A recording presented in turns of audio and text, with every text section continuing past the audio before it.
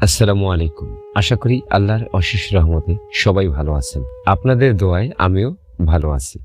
সংক্ষিপ্ত আলোচনা করব, মনোযোগ দিয়ে শুনবেন। আজ আলোচনা করব যে বিষয়গুলো নিয়ে সবার জন্য জেনে রাখা জরুরি।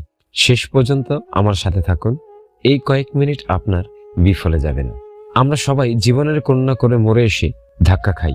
মানুষের উপর কিংবা কোনো সম্পর্কের উপর আমরা এতটাই ভরসা করে ফেলি যে আমাদের পুরো পৃথিবীটা তাকে ঘিরে অবর্তিত হতে থাকে।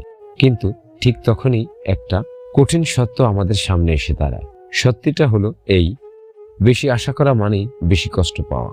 যখন আমরা কারো কাছ থেকে আমাদের চাহিদার চেয়ে বেশি কিছু আশা করি, অজান্তেই নিজের কষ্টের পথ নিজেই তৈরি করি।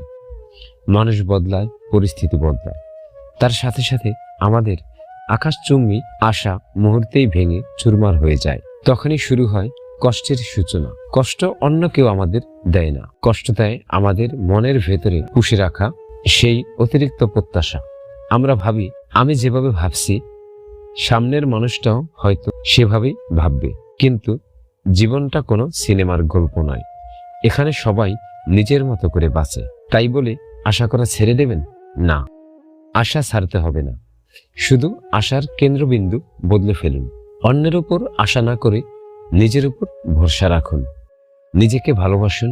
যখন আপনি নিজের খুশির চাবিকাঠি অন্যের হাতে দেয়া বন্ধ করবেন, ঠিক তখন থেকেই আপনার ভালো থাকা শুরু হবে।